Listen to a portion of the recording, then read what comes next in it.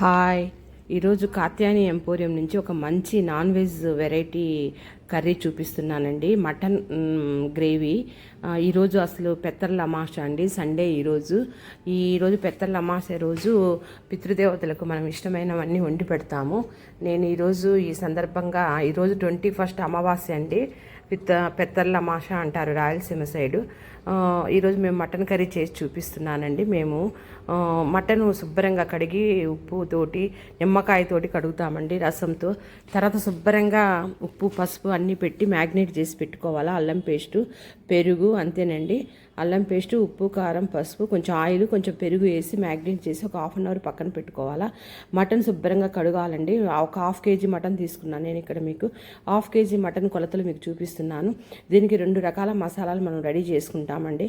ఒక ఆనియన్, ఇప్పుడు చూడండి మసాలాలు, ఇది డ్రై పౌడర్ చేసుకుంటాం. ధనియాలు, జీలకర్ర, రాతి పువ్వు, తర్వాత అనాస పువ్వు, 2 ఇలాచి అంటే యాలక్కాయలు, కొంచెం మిరియాలు, చెక్క, లవంగ. ధనియాలు మాత్రం 2 స్పూన్లు తీసుకోండి. జీలకర్ర కూడా 1/2 స్పూన్ చాలు, మిరియాలు 1 స్పూన్ చాలండి. కారం తక్కువ అని అనుకుంటే 1/2 స్పూన్ మిరియాలే తీసుకోండి.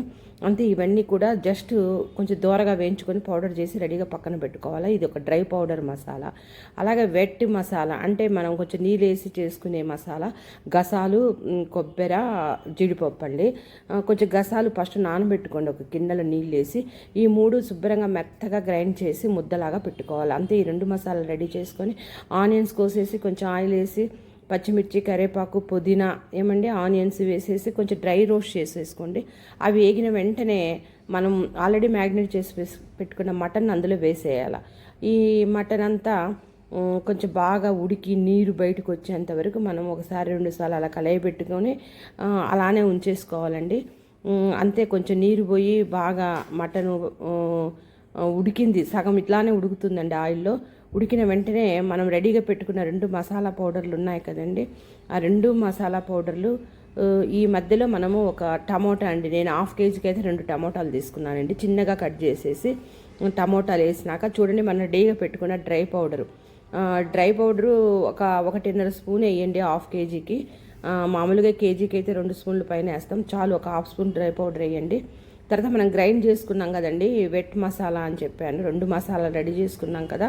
ఈ వెట్ మసాలా, కొబ్బరి, గసాలు, జీడిపప్పు మసాలా అంతా కూడా ఇందులో వేసేసేయండి. మటన్లో వేసేసి బాగా కలిపేసేసి ఒక్కసారి ఉప్పు కారం చూసుకొని కొన్ని నీళ్లు పోసుకోండి. గ్రేవీకి రావాలి కదా, మరీ దగ్గరగా వస్తే మటను ఉడకాల కొంచెము బాగా. నేనైతే 5-6 విజిల్స్ పెడతానండి. 5-6 విజిల్స్ పెడితే మనకు మటన్ హార్డ్గా లేకుండా బాగా సాఫ్ట్గా ఉడుకుతుంది.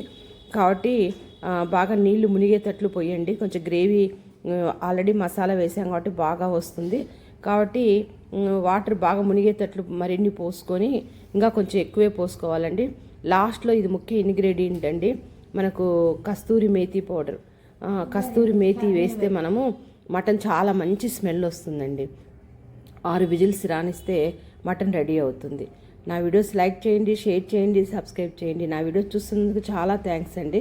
చూడండి మటన్ ఎలా ఉడికిపోయిందో, అంత గుమగుమ ఉడికేటప్పుడు ఇక మన మంచి స్మెల్ వస్తుందండి.